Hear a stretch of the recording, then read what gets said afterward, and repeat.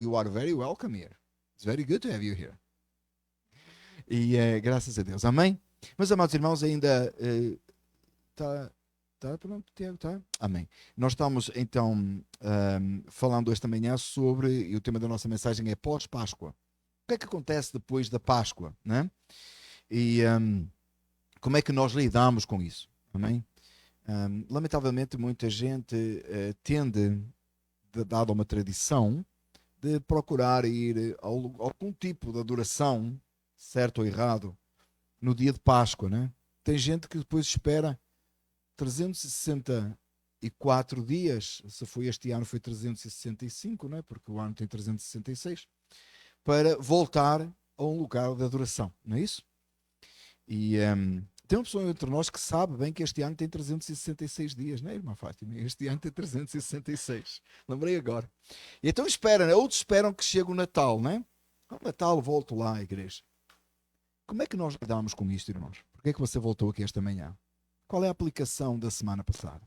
Semana passada viemos na sexta, no sábado lembramos o sepultamento do Senhor, embora nos nossos lares, e no domingo tivemos o culto da ressurreição, não é? Não iremos falar hoje sobre os batismos, nem a ceia do Senhor, mas lembrando a manhã da ressurreição. O que é que você faz com isso?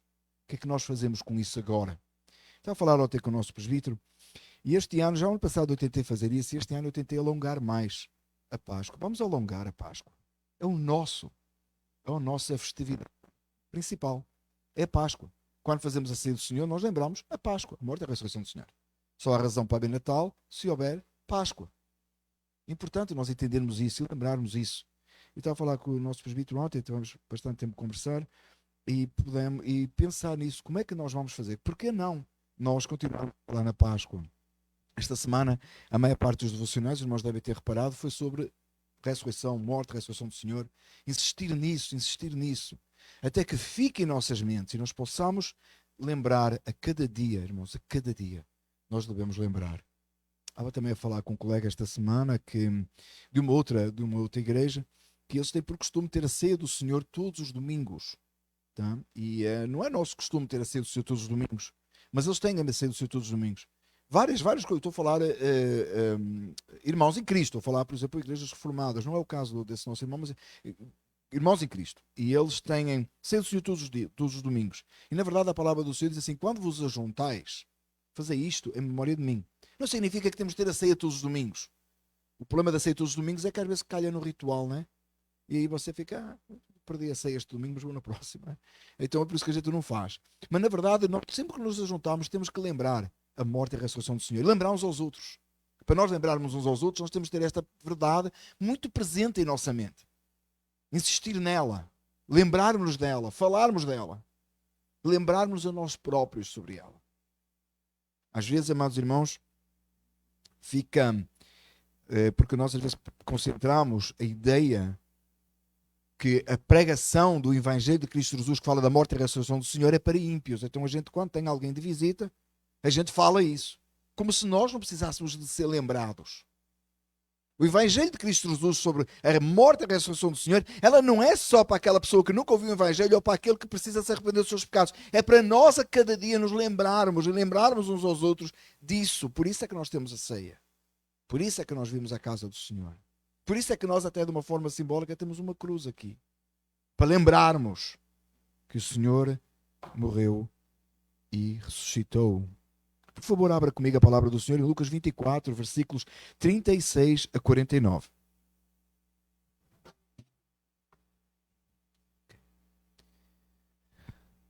Lucas 24, versículos 36 a 49. À medida que o irmão encontrar, por favor, fique de pé para lermos a palavra do Senhor juntos.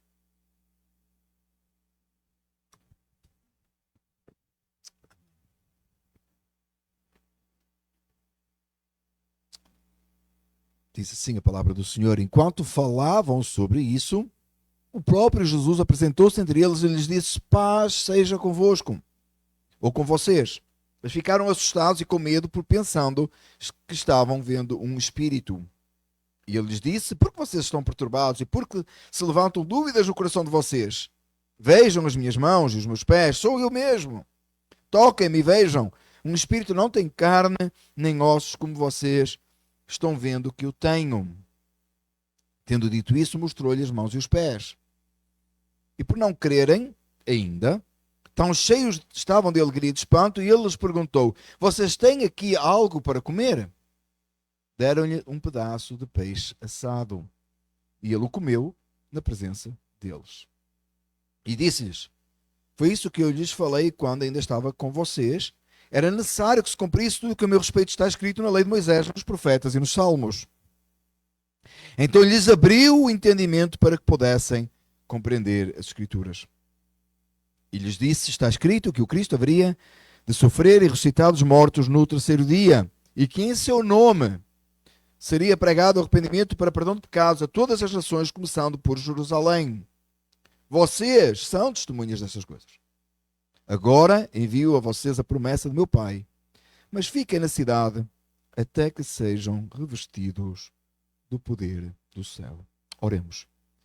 Amado Deus, Salvador nosso, nesta manhã, com alegria em sua presença, diante da santa e bendita palavra do Senhor, nós pedimos graça e sabedoria para aí compreendermos e aplicarmos a nós. Em nome de Jesus. Amém. Pode ficar sentado, mas fica com a Bíblia aberta, é claro.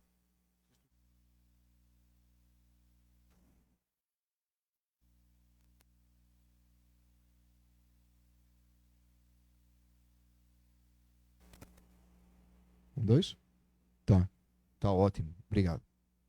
Eu também estava a ouvir um zum, né? Tá ótimo. Obrigado. Muito bem, meus amados irmãos, de Bíblia aberta ainda. Vamos acompanhar o texto, lembrando que após a ressurreição do Senhor, depois do Senhor ter ressuscitado entre os mortos, os discípulos estavam reunidos, estavam falando sobre estas coisas. Tinha aquele episódio que aconteceu lá no caminho de Emaús, em que Jesus se apresentou no meio dos discípulos, que os irmãos já sabem. E entre todos estes acontecimentos, agora os discípulos estão reunidos. Jesus vem, apresenta-se no meio deles e diz: paz com vocês, ou paz seja com vocês. Daí que é costume entre alguns irmãos dizerem paz do Senhor, não é? Saúdem-se os outros com a paz do Senhor. Jesus chegou e disse: paz seja com vocês. Eu já tenho esse costume, não é? Outros dizemos graça de paz, mas esse é o entendimento da saudação. Jesus chegou e disse: paz seja com vocês. Interessante notar que os discípulos ficaram assustados e com medo. Eles pensavam que estavam vendo um espírito. Meus amados irmãos, até hoje, muita gente acha que Jesus é um espírito só. Não é? É um espírito. Deus é espírito, importa que os que adorem o espírito é verdade. Com certeza. Ele é Deus, com certeza. Mas eles acharam que estava vendo um espírito. Uma coisa fora daquilo que realmente era a pessoa de Cristo Jesus. E Jesus diz a eles: porquê é que vocês estão perturbados e porque se levantam dúvidas no coração de vocês? E talvez o irmão aqui nesta altura fique assim a pensar: como é que os discípulos estiveram com Jesus tanto tempo, viram tantos milagres, maravilhas, ouviram Jesus ensinar, ouviram Jesus explicar que ia ser assim, Jesus ressuscita dentre os mortos, e eles tinham ido alguns deles tinham ido ao sepulcro, outros tinham estado com Jesus, quando Jesus partiu o pão lá já com aqueles dois discípulos, Jesus ensinou-lhes pelo caminho de Emaús como é que tudo que havia de acontecer. Depois de tantas explicações, as mulheres terem ido lá, e agora eles ainda estavam com dúvidas no coração deles. Meus amados irmãos, fique alerta, porque Satanás quer colocar dúvida no seu coração sobre a ressurreição do Senhor. E 2000 anos depois, não é diferente entre os crentes. Tendemos a ter dúvida. Por isso é que você ouve tantas vezes, muito rapidamente, pessoas falarem o Evangelho e pararem na morte do Senhor. Ele morreu por causa dos nossos pecados. Eu falei isso a semana passada, porque morte a gente entende. A gente já foi a funeral. A gente sabe que um dia vai morrer. A gente percebe isso.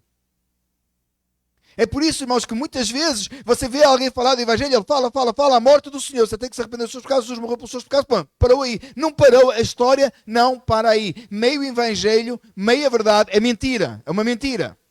A verdade é que ele morreu, mas ele não ficou morto, ele ressuscitou de entre os mortos. Por isso é que a nossa cruz está vazia. O sepulcro está vazio, ele é rei. Nós não fazemos missa no domingo de manhã. Nós não celebramos e nunca voltamos a crucificar Cristo. Porque ele morreu de uma vez por todas. E ele vive e está. Esse é o entendimento, essa é a ideia da missa católica, que é a expiação novamente, é uma nova expiação, ou como algumas outras entendimentos religiosos de que a verdadeira expiação, a verdadeira consumação aconteceu no céu e não na terra. Não, aconteceu na cruz. Jesus disse: está consumado. A maior heresia dos adventistas do sétimo dia não é o sábado. É que a expiação teve a sua consumação no céu. Porque eles marcaram o dia para a volta de Jesus, como não aconteceu. Então eles inventaram. Não era bem. A data é essa, mas o que aconteceu foi que no céu foi consumada a expiação. Não, irmãos, foi consumado na cruz. Jesus disse: está consumado. Está feito. Perfeito. Nada pode ser acrescentado, nada pode ser mudado. Mas ele ressuscitou com um corpo físico. Como é que eu sei isso? Muita gente diz assim, né? Os discípulos estavam reunidos, as portas estavam fechadas, pegando nesse texto bíblico que diz assim: e Jesus atravessou e apareceu no meio deles. Porque agora, depois da ressurreição, Jesus pode aparecer e entrar, passar paredes. Como se antes ele não pudesse. Como se antes ele não fosse Deus. Como isso não fosse para ele coisa nenhuma. E ele caminhou sobre as águas. Qual é o problema de atravessar paredes? Tem nada a ver com a ressurreição. Ele pode fazer o que ele quiser. Ele uma vez passou pelo meio daqueles que o quiseram apedrejar, lembra? E passou e ninguém conseguiu fazer mal. Ele entrou no templo com a guarda do templo toda, que a gente pensa assim como nós estamos aqui, né? Entrou aí um fulano, da arma na mão, e virou as mesas aqui. Não, Jesus não tinha arma na mão e não era o que nós temos aqui. Era um templo altamente guardado. E ele entrou e ele derribou as mesas dos cambistas e ninguém conseguiu detê-lo. E foi embora. Porque ele é Deus, todo-poderoso, ele é Senhor. O facto de ele ter atravessado parede ou porta não tem nada a ver com a ressurreição, é porque ele é Deus, ele faz o que ele quer, ele é Senhor. Jesus se apresenta no meio deles e diz-lhes, fisicamente comprovando: vejam as minhas mãos e os meus pés, o lugar dos cravos. Sou eu mesmo. Não tenham medo, eu estou aqui, sou eu. Não se perturbem. Meu amado irmão, quando você está perturbado na vida, seja lá pelo que for, e todos nós temos perturbações na área espiritual, tentações, dificuldades, angústias. Grande problema em obedecer aos 10 mandamentos, certo, irmãos? Ou sou eu? Vamos deixar sozinho aqui? Todos temos. Não se perturbe. Que os marcas dos cravos continuam nas mãos de Jesus. Ele tomou o seu lugar. Ele vitorioso é. Ele ressuscitou dentre os mortos. Ele vivo está. E as marcas estão em suas mãos. Hoje. Vejam as minhas mãos e os meus pés. Sou eu mesmo, ele disse. E ele diz mais, ele vai mais além. Toquem-me. Pode tocar. E diz assim, um espírito, no sentido de um fantasma, não tem carne nem ossos como eu tenho. Jesus ressuscitou dentre os mortos, ele tinha carne e ossos. E era possível ver o lugar dos cravos. Ele tomou forma humana, ele ressuscitou num corpo glorificado como nós iremos ter, mas tal e qual um corpo glorificado. Mas um corpo. Tendo dito isto, mostrou-lhe as mãos e os pés. E interessante o versículo 41, né? Diz assim, e porque não creram ainda, tão cheios estavam de alegria e de espanto. Havia um misto agora de alegria e espanto, mas eles já nem conseguiam acreditar direito. Diferente do que aconteceu antes eles estavam perturbados, agora Jesus mostra-lhes a eles as marcas, nele próprio, e manda eles tocar. Agora há um misto de espanto e de alegria, com incredulidade. Como é que é possível? Vejam o que está a acontecer. Qual seria o grande alvoroço entre os discípulos naquele momento? Ficámos nós a imaginar. E Jesus diz assim, tem aqui alguma coisa para comer? Pedro pega no telefone, faz uma ordem online, com entrega imediata, né? Se fosse aquele Pedro, talvez. Seria mais o Tiago. Faz uma ordem online? Não. Ele diz assim, tem aqui alguma coisa para comer? E Jesus disse, e deram-lhe um pedaço de peixe assado.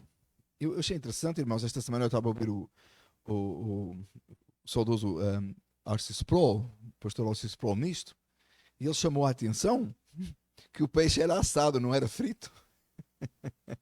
Era mais saudável.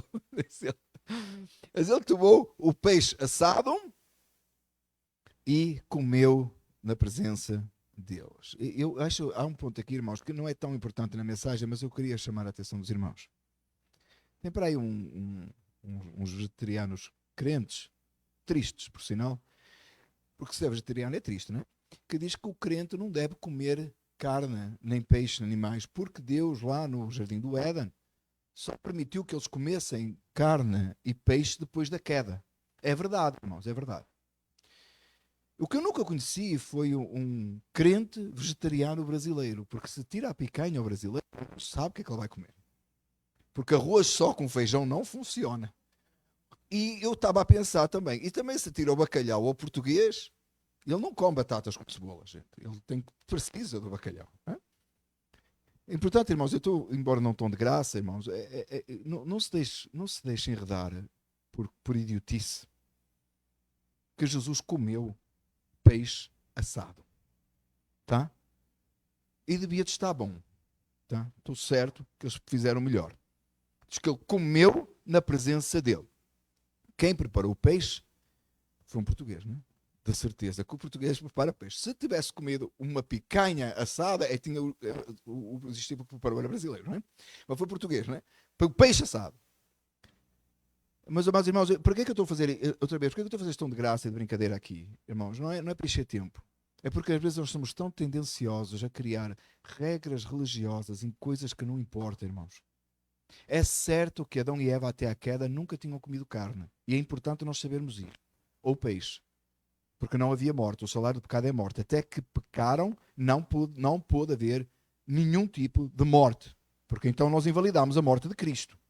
Entenda isto, por favor. Por isso é que os dinossauros e Adão viveram juntos, tá? Nada morreu antes da queda. Porque o salário do pecado é morte. Então até à morte, até ao pecado, não havia morte. Bem claro, irmãos, tá? Mas daí dizer que nós hoje não devemos comer carne ou não devemos comer peixe, até Jesus comeu. Não tem nada de errado, Jesus estava em pecado.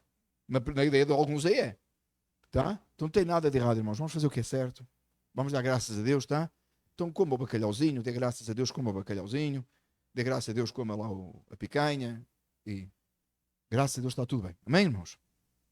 Comeu na presença deles.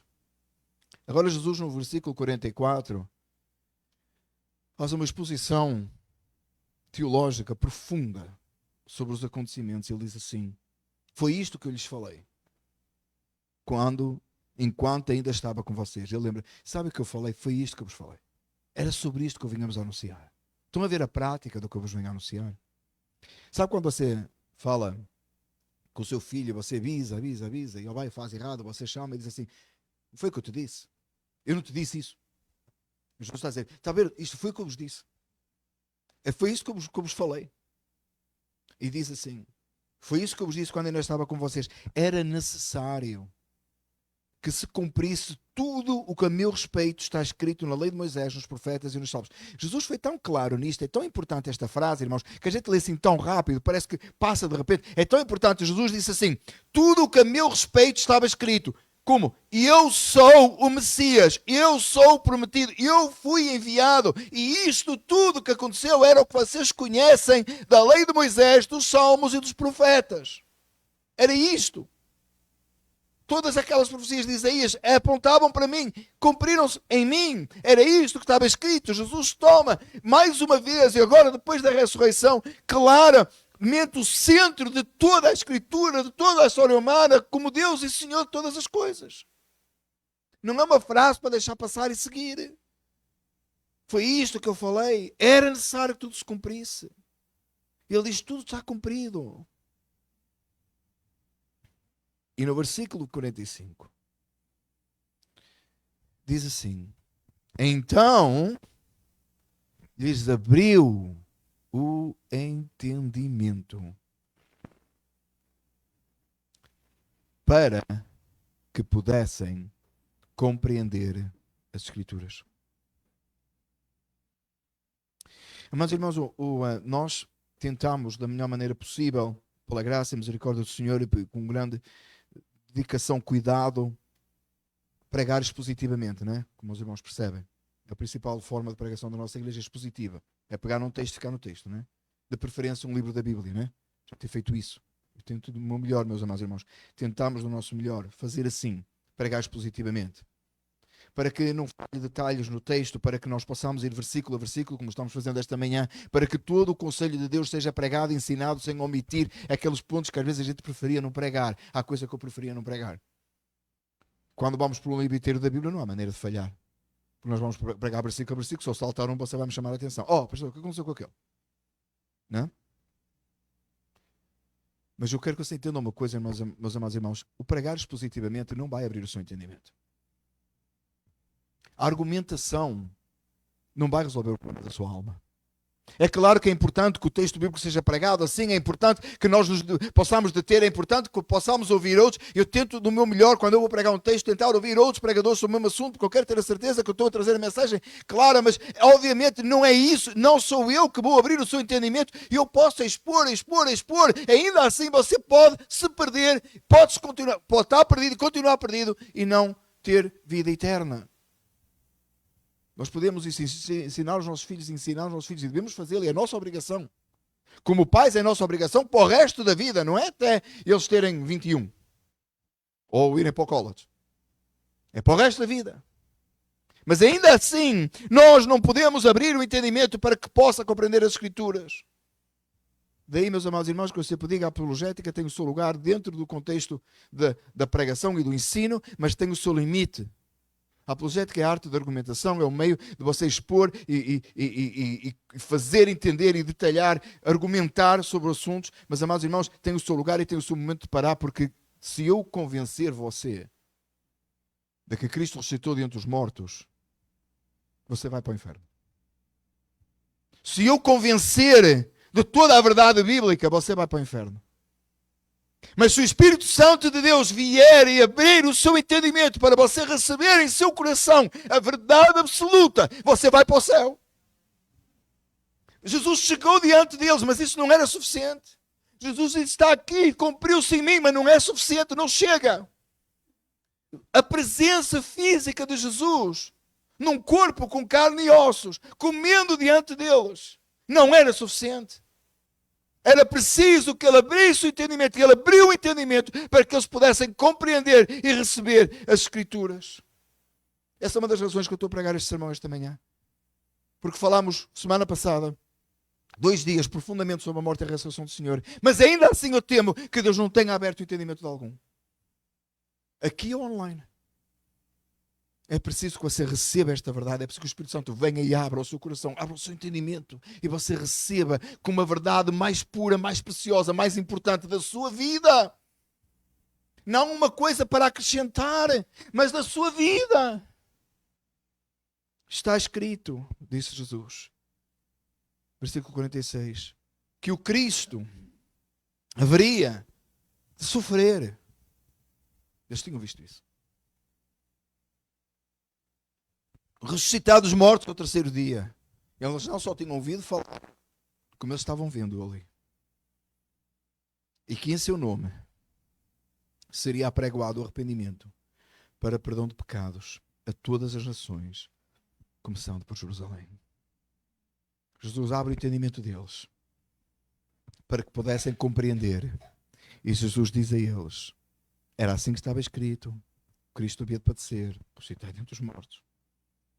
E agora o seu nome, em seu nome, no nome de Jesus Cristo, seria pregado o arrependimento para perdão de pecados a todas as nações, a todas as nações. E outra vez, quando eu leio na Bíblia todas as nações, eu penso tanto na nossa igreja. Agora tem gente até de Londres, irmãos. De todo lugar, vem gente a esta igreja de todo lugar. Amados irmãos, para a honra e glória do Senhor, somente para a honra e glória do Senhor. No mês passado de março, nós alcançamos 13 países deste púlpito. E eu não faço ideia quem essa gente é.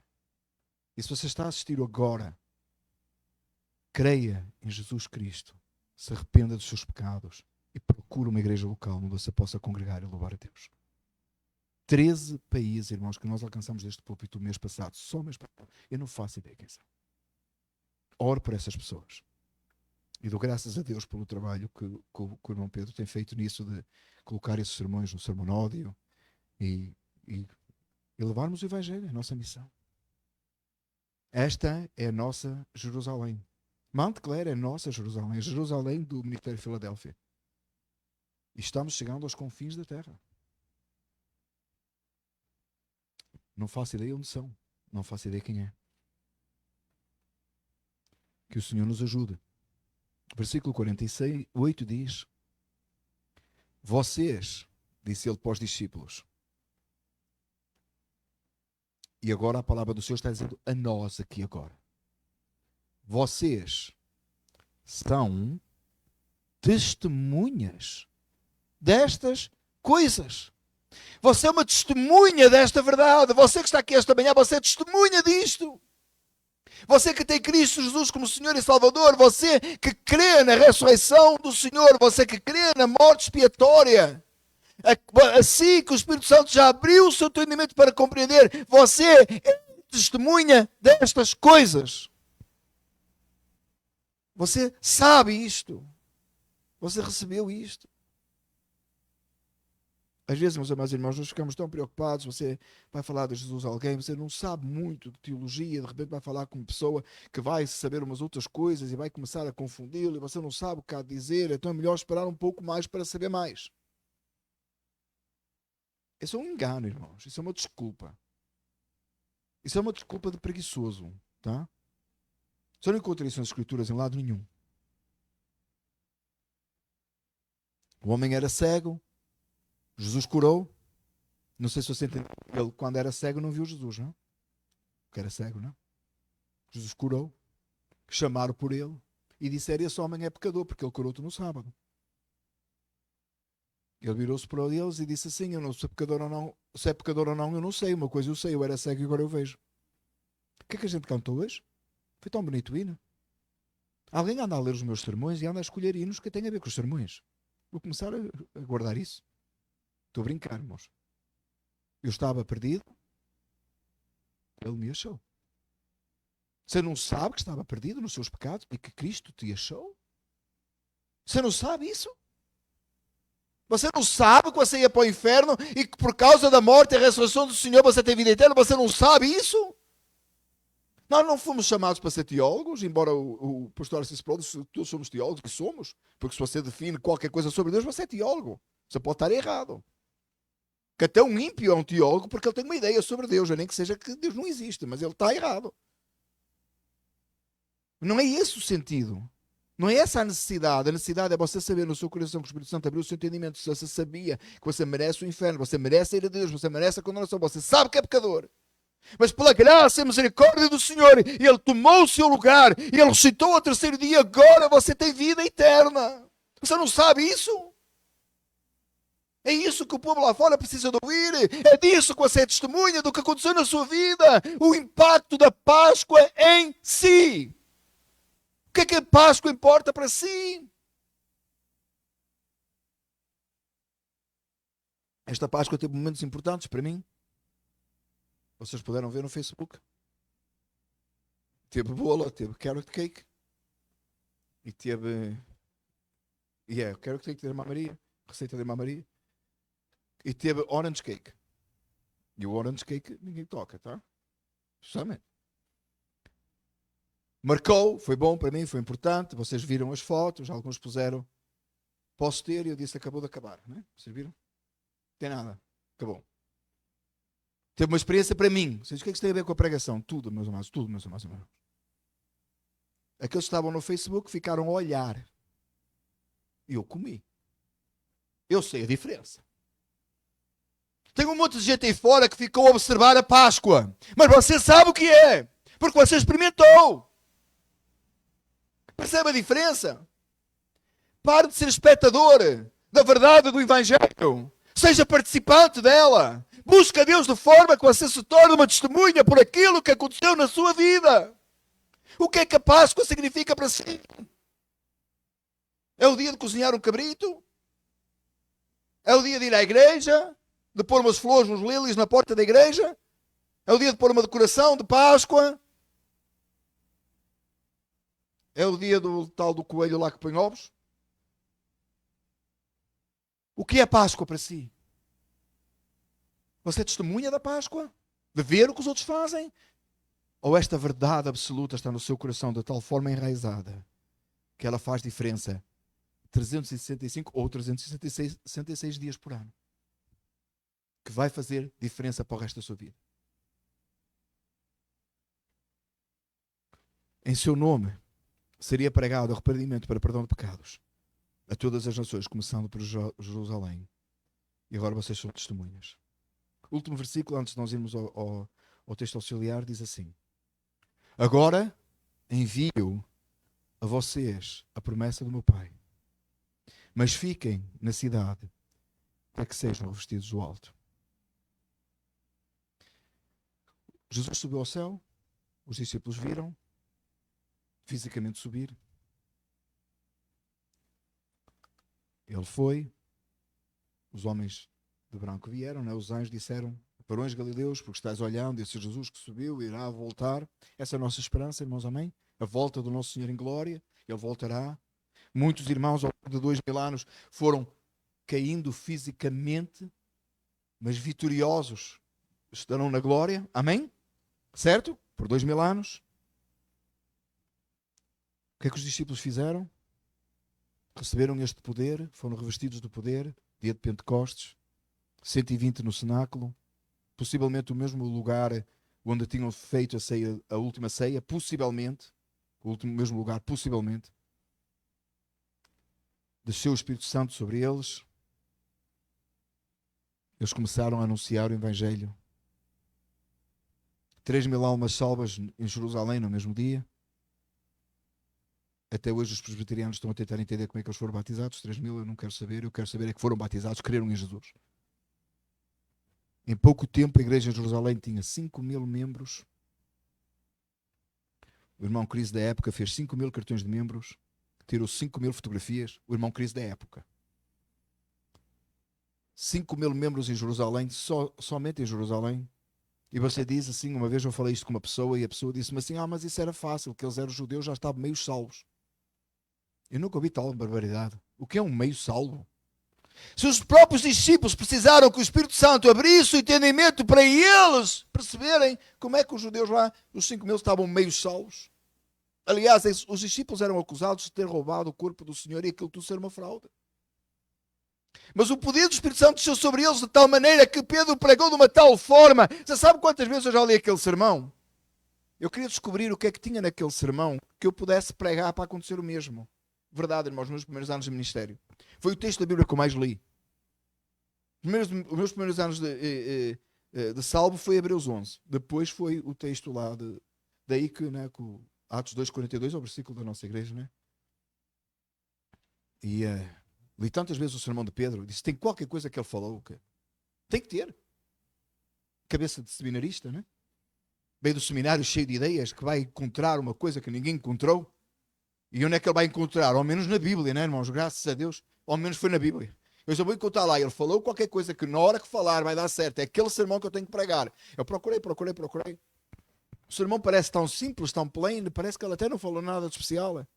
Porque o que estava de especial ali, em Pedro, era o Espírito Santo de Deus que havia descido sobre a igreja.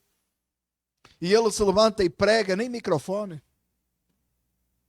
Nada disso. Não teve lá o irmãozinho, o Tiago, que foi lá mudar o sonzinho do microfone? Não tinha lá o irmão no piano, né? Isso é que eu gosto. Pastor a pregar e o piano. Uma vez fui pregar num sítio e fizeram isso. Puseram lá o fulano no piano. Aí eu chamei o dirigente. É que eu quero que o povo entenda o que eu vou dizer. Você pode tirar o piano? Aí lá o fulano foi assim. Precisa piano, precisa. E ele prega 3.000 almas. 3.000 almas. Louvado seja o nome do Senhor.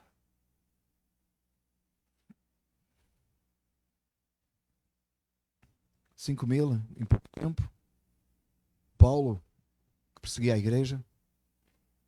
A perseguição se levanta, feroz contra a igreja. Os crentes são dispersos. Por todo lugar que vão, diz a Escritura, anunciam o Evangelho, falam de Jesus.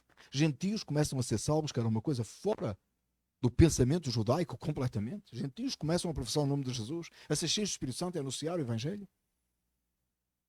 Em pouco tempo, o Evangelho se espalha por todo o lugar. Tem um versículo em Atos que eu gosto muito e diz assim: aqueles que alvoroçaram o mundo chegaram até aqui. Aqueles que têm causado confusão por tudo quanto é lugar, com a doutrina que eles pregam, chegaram até aqui. Cristão, chamar cristão naquele tempo era um insulto.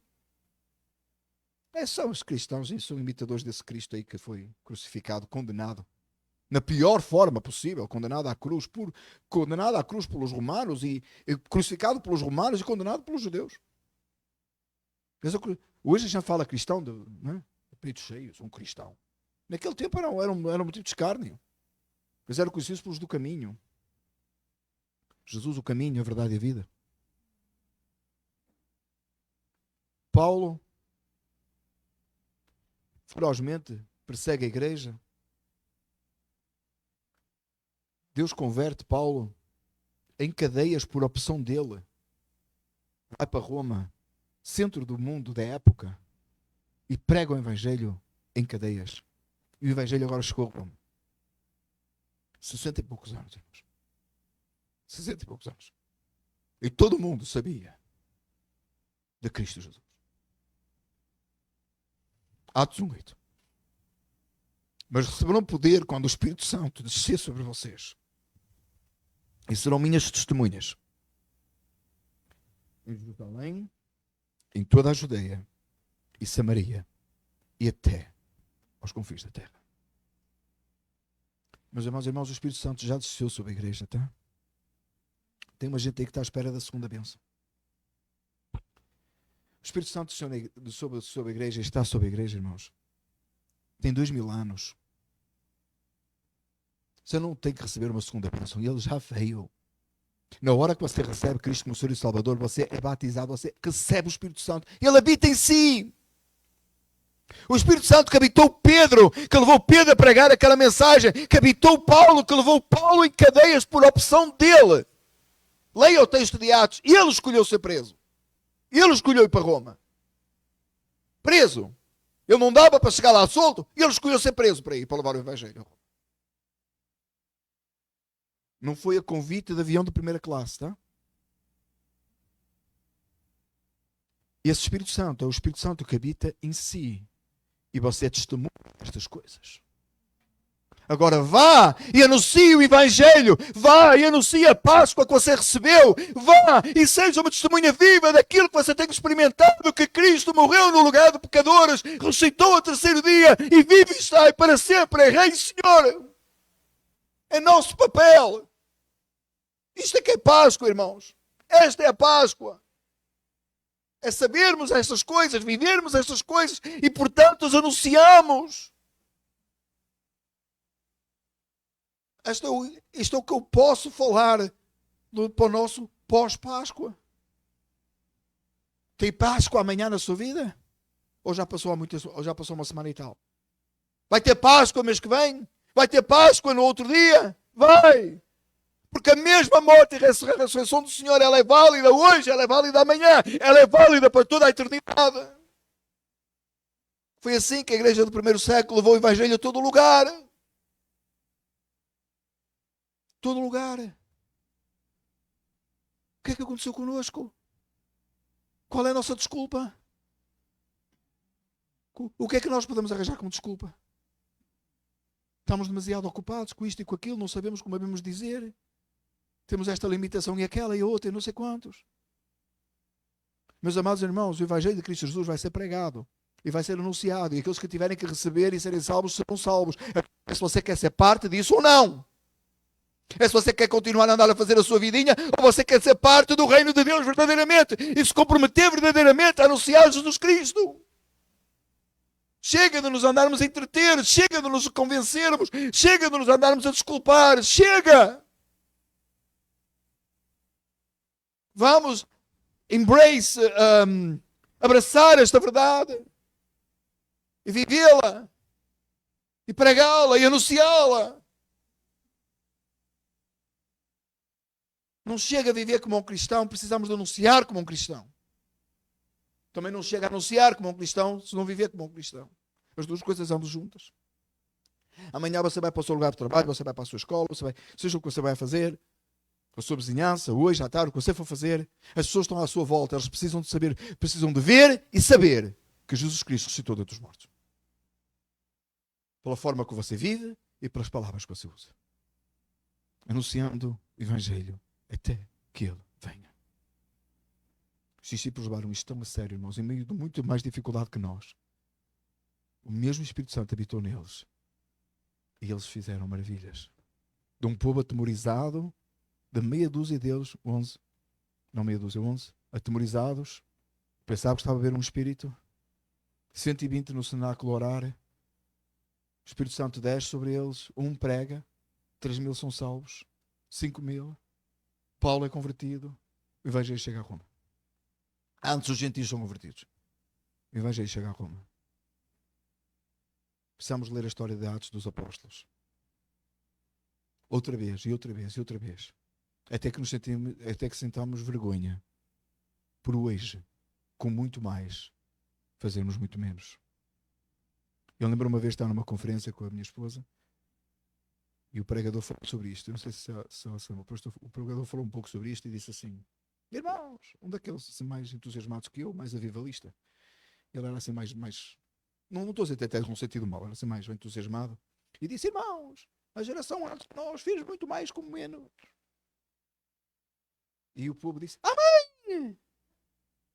E a senhora está ao meu lado e disse assim: isso que as pessoas não ouviram. Nós envergonhados na cadeira. E os irmãos: amém! Parece que estamos todos adormecidos, irmãos. Leia o livro de Atos. Não tinha smartphone. Não tinha viagem. Em poucas horas. Não tinha computador. Não tinha esse comodismo todo que nós temos hoje, essa facilidade de comunicação que nós temos hoje. Olha a facilidade de comunicação que a gente tem hoje, irmãos. Olha a facilidade que é hoje. O que é que o impede de ser testemunha? Só a sua carnalidade mesmo, irmãos. Só se for a nossa carnalidade. Porque nada nos pode impedir. Além disso, o Espírito Santo habita em nós. Meus irmãos, que Deus nos encha do seu Espírito esta manhã, nos renova esta manhã. E vamos orar por isso.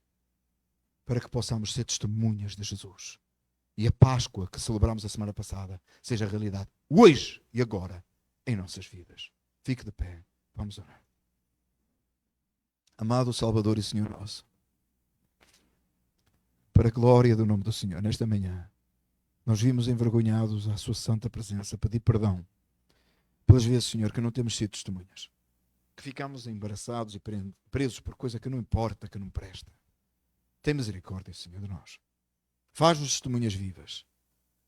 Senhor, que verdadeiramente nós possamos sair da nossa zona de conforto e usar os meios que Tu tens colocado à nossa disposição para pregarmos e anunciarmos o Evangelho de Cristo Jesus, a morte e a ressurreição do Senhor. Que hoje o Teu Espírito Santo venha nos encher, venha nos capacitar nesta hora e nós possamos, na ousadia e no poder do Espírito Santo, sair e falar destas verdades maravilhosas.